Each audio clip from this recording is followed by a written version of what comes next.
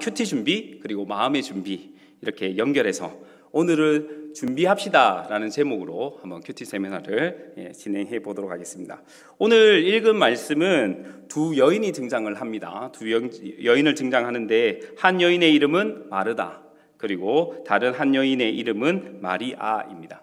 이 둘은 자매입니다. 자매인데 마르다는 언니이고 그리고 마리아는 동생입니다.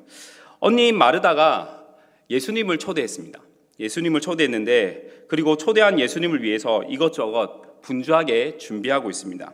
빨리 이것저것을 준비해서 예수님께 대접을 해야 되는데 언니 속도 모르고 동생 마리아는 예수님의 발치에 앉아서 무엇을 하고 있습니까? 예수님의 말씀을 듣고 있는 거예요. 자신을 돕지 않는 마리아에 대해서 불평을 마르다가 예수님께 합니다. 마르다의 불평을 들은 예수님은 마르다에게 이렇게 말씀하시죠. 마르다야 마르다야, 내가 많은 일로 연명하고 근심하나 몇 가지만 하든지 혹은 한 가지만이라도 족하니라. 마리아는 이 좋은 편을 택하였으니 빼앗기지 아니하리라. 예수님께서 말씀하셨습니다. 마리아를 동생 마리아가 돕지 않는다는 걸 꾸짖은 것이 아니라 언니 마리아의 분주함을 꾸짖은 것이죠. 예수님을 초대한 사람은 누구냐면 언니 마르다입니다. 그런데 예수님을 영접할 준비가 되어 있는 사람은, 그리고 영접해서 예수님의 말씀을 듣고 있는 사람은 누구입니까? 동생 마리아입니다. 큐티는 하나님을 초대하고 하나님을 만나는 시간입니다. 주님을 초대하고 주님을 만나는 시간이에요. 그런데 그렇다면 여러분은 준비되어 계신가요?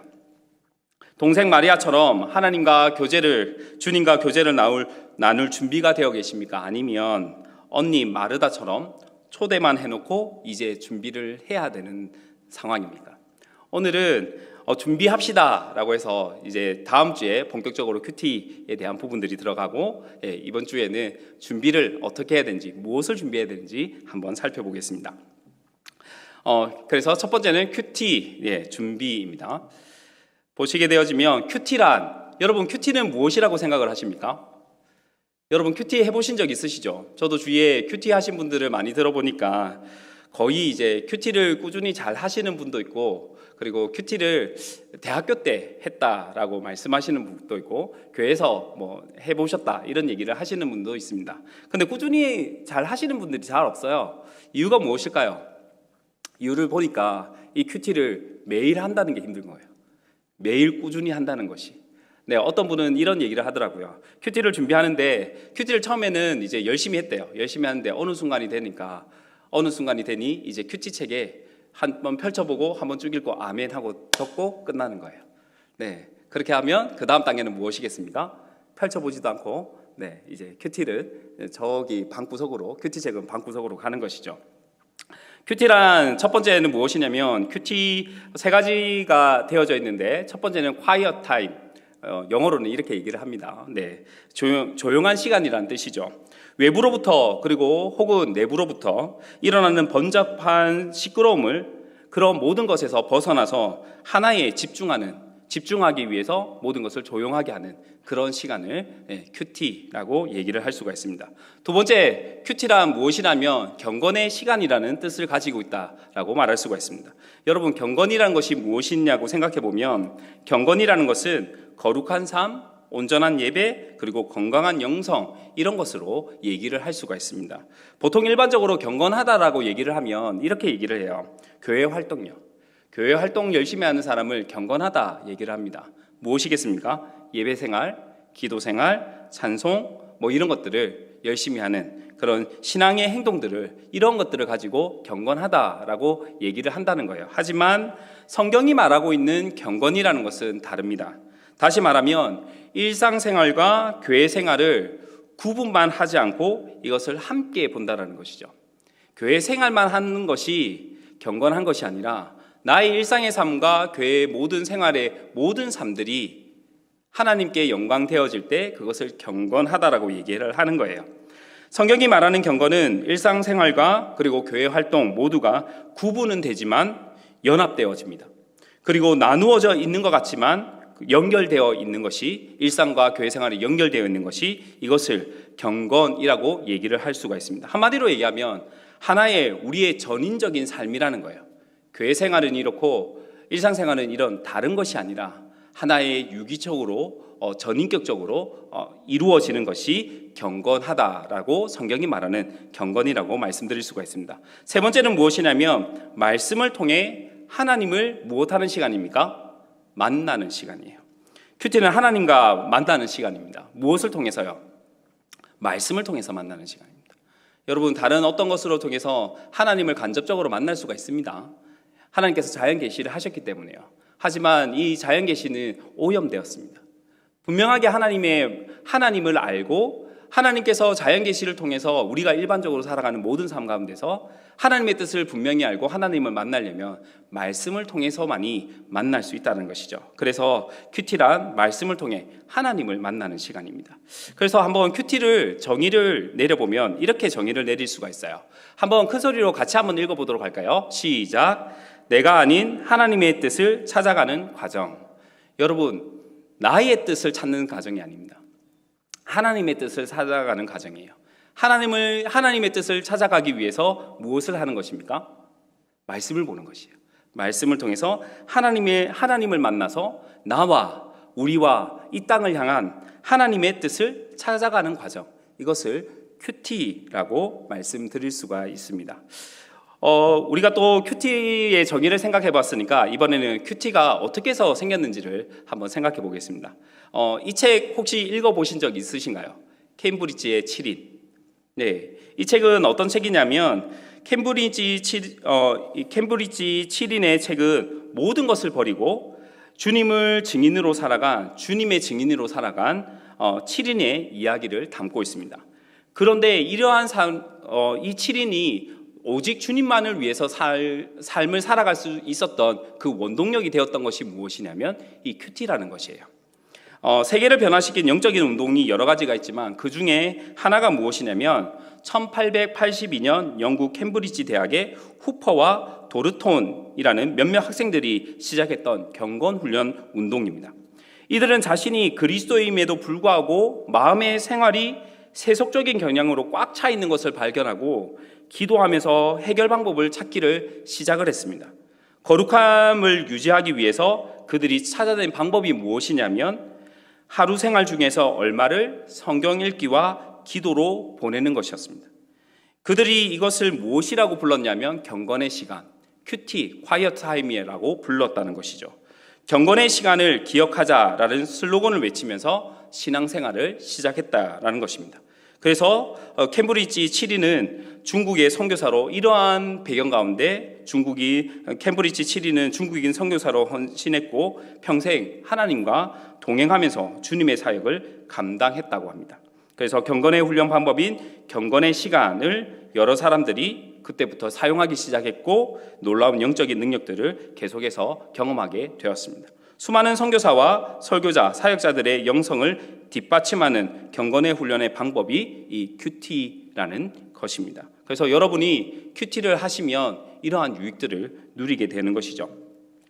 큐티의 유익들을 한번 살펴보도록 하겠습니다. 첫 번째 보시면 첫 번째는 한번 읽어볼까요? 첫 번째입니다. 시작. 개인과 하나님과 개인적, 인격적 교제를 누릴 수 있다입니다. 죄송합니다. 오타가 좀 났네요.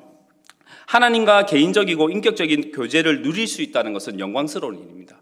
큐티를 한다는 것은 그러한 유익이 있다는 것이에요. 여러분, 우리의 삶 가운데서 대단한 누군가를 만날 수 있다는 것은 너무나 영광스러운 일이죠. 그런데 우리가 하나님을 만날 수 있다. 그것도 1대1로 만날 수 있다. 이것은 너무나 영광스러운 일입니다.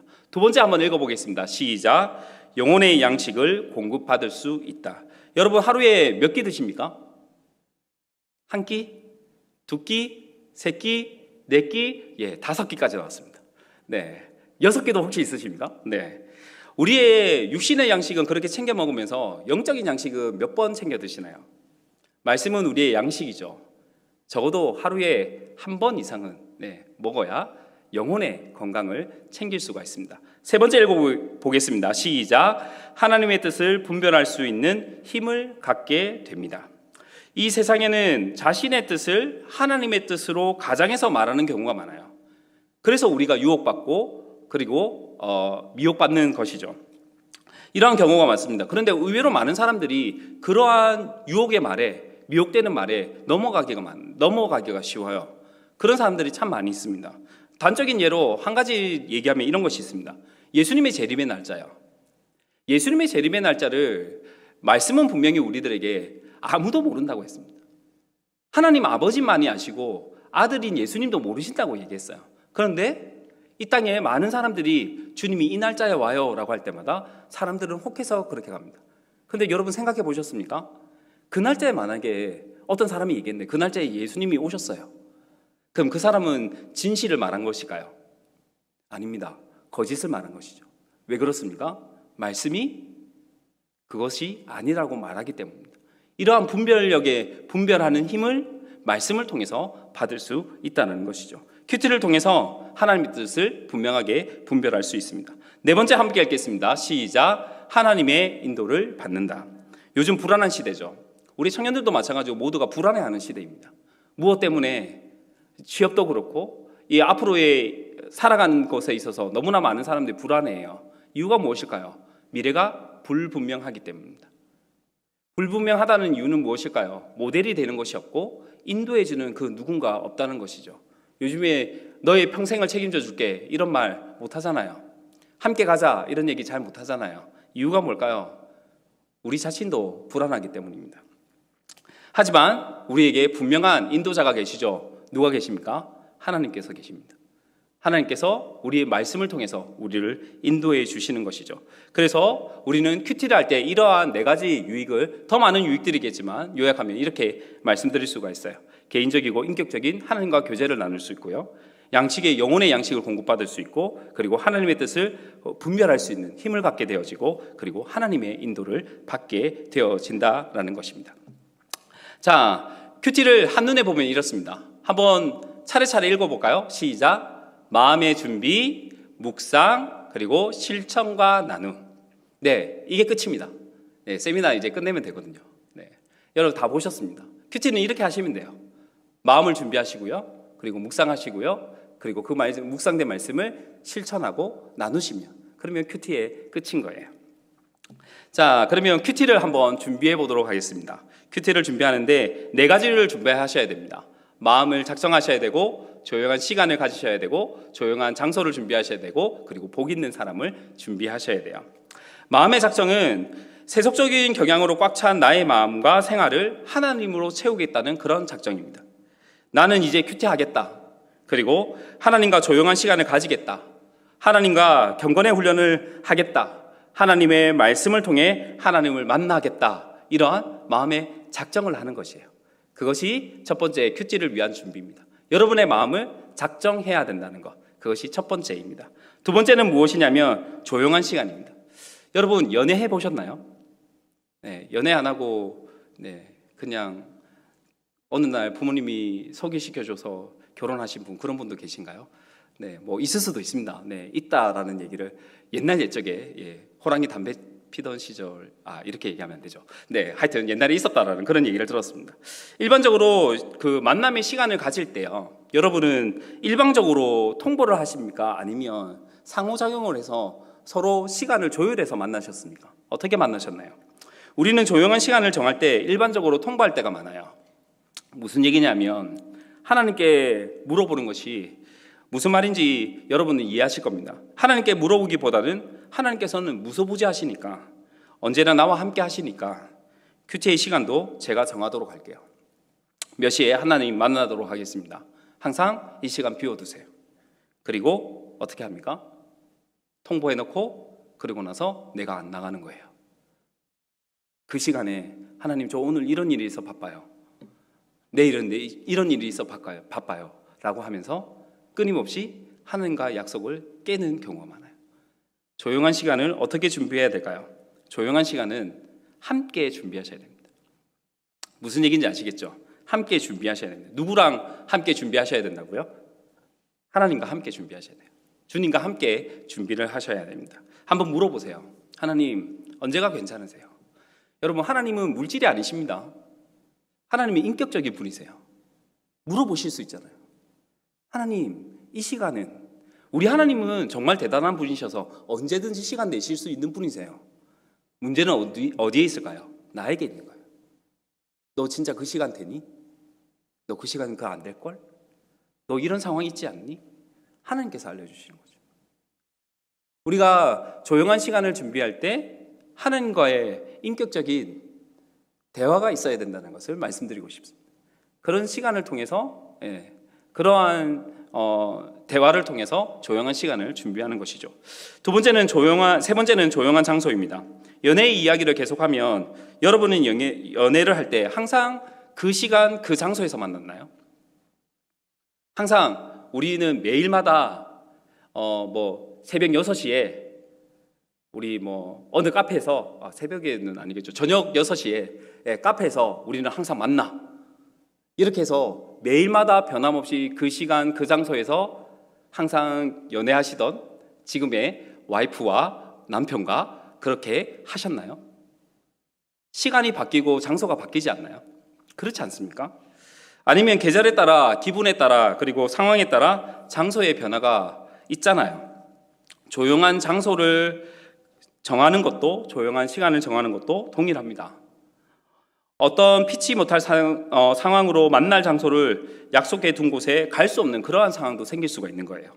그렇다면 큐티를 포기해야 되는 것일까요? 아니라는 것이죠. 큐티는 매일마다 있어야 되는 일이에요. 장소 또한 일방적인 통보가 되어서는 안 되죠. 서로 소통을 해야 합니다.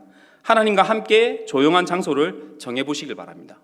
조용한 시간을 정해가시듯이 조용한 장소 또한 정해가 보시면 좋겠습니다. 교회가 될 수도 있고요, 가정이 될 수도 있고요, 직장이 될 수 있고, 교육기관이 될 수 있고, 카페가 될 수 있고, 공원이 될 수도 있습니다. 저는 기본적으로 교회입니다. 새벽기도를 나오잖아요. 새벽기도에 있고, 그리고 저는 공원이 두 곳이 있습니다. 그리고 카페가 있어요. 그 장소에서 가서 그 시간은 하나님과 만나는 시간입니다. 어느 때는 걷고요, 어떤 때는 차 한 잔을 마시고요. 그러면서 그러한 시간들을 보내는 것이죠. 네 번째는 복 있는 사람입니다. 여러분, 복 있는 큐티체 구입을 하셨나요? 다 강압적으로 구매하라는 뜻은 아니고요. 하지만 중요한 것은 무엇이냐면 도구가 있는 것이 중요합니다. 함께 남녀가 만날 때에도 같은 취미가 있으면 소통하기가 좋잖아요. 그런 것처럼 무엇인가 한가에 동일한 무엇인가 매체가 있으면 그것을 통해서 서로가 함께 교제를 나누는 것이 좋죠. 특히 우리는 말씀을 통해서 하나님과 교제를 나눌 수 있기 때문에 복 있는 사람은 여러분에게 유익한 도구가 되어집니다. 이것을 통해서 우리가 큐티를 준비할 수 있는 것이죠. 여러분, 이렇게 큐티에 대해서 준비를 하고 나면 무엇을 하게 되어지냐면 서약을 하죠. 혹시 서약서를 적어 보신 적 있으신가요?